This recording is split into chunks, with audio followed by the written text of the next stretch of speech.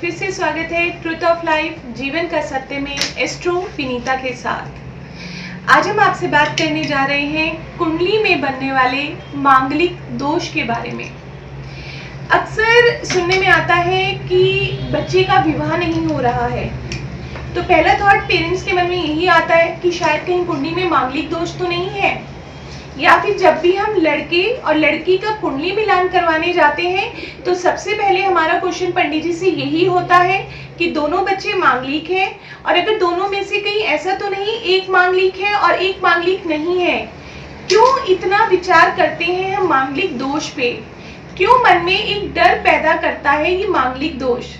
देखिए, मांगलिक दोष डरने जैसा कुछ नहीं है। मांगलिक दोष की स्थिति कब बनती है हमारी कुंडली में?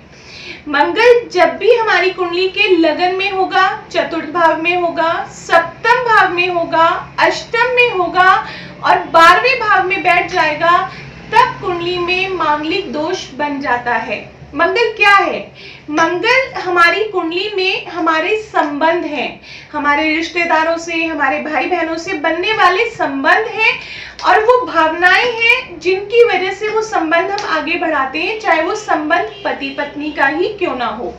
अब देखते हैं, जो भी बच्चे मांगलिक होते हैं, जो भी लोग मांगलिक होते हैं, उनमें कुछ विशेषताएं भी होती हैं।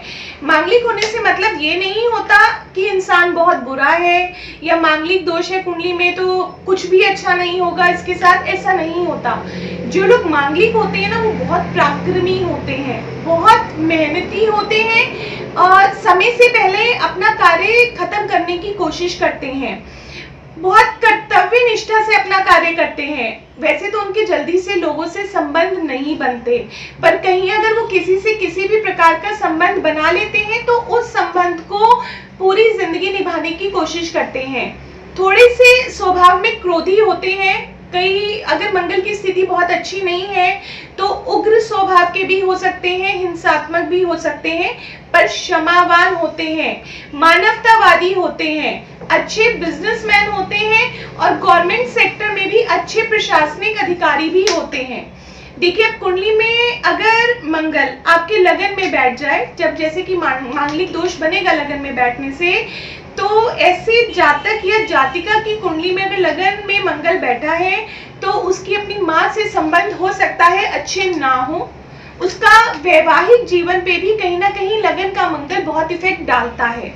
पर लगन वाले मंगल वाला जातक बहुत पराक्रमी होता है, बहुत साहसी होता है, बहुत कार्य करने वाला होता है, बहुत मेहनती होता है।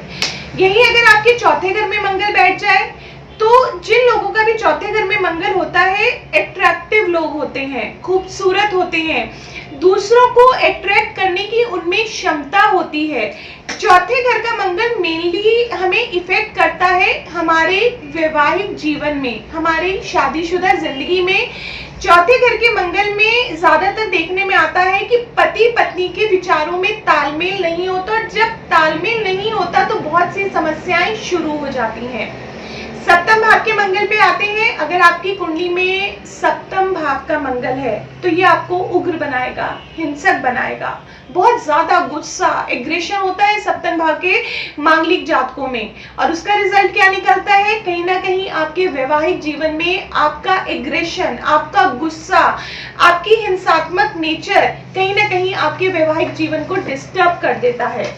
अगर अष्टम भाव में मंगल है, अष्टम भाव का दोष लग रहा है, तो आपकी वाणी और स्वभाव को दूषित कर देगा। आपकी वाणी में नरम नहीं होगी, वाणी अच्छी वाणी नहीं बोलेंगे, उसमें भी एक एग्रेशन होगा।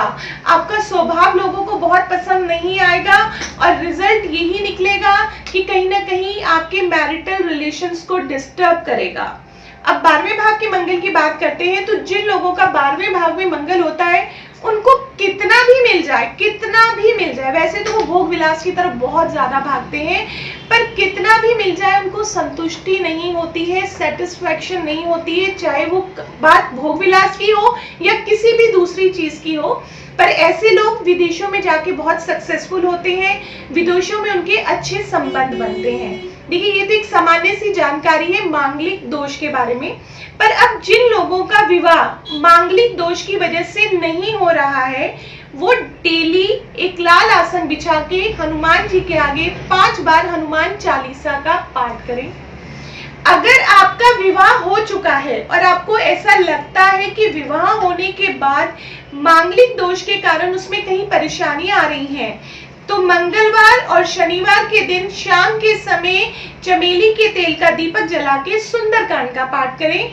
और ये विशेष उन लोगों के लिए है जैसे कि आजकल बच्चे अपनी पसंद से आम शादी करने लग गए हैं। कभी लड़का मांगलिक होता है, लड़की नहीं होती है, लड़की मांगलिक होती है, लड़का मांगलिक नहीं होता, पर दोष बहुत ज्यादा है और वो फिर भी विवाह करना चाहते हैं। तो ये अक्सर सलाह मैं देती हूँ सभी को कि अगर आपके जीवन में इस तरह की परिस्थिति आ गई है, अलगाव होने की स्थिति हो गई है, या शादी से पहले आपको ये पता है, तो पहले विवाह कर लीजिए एक बार और 1 महीने बाद दोबारा अपने लाइफ पार्टनर के साथ फेरे ले लीजिए, ताकि जो आपकी कुंडली में दूसरी शादी का योग बन रहा है वो कहीं ना कहीं किसी न किसी हद तक खत्म हो जाए।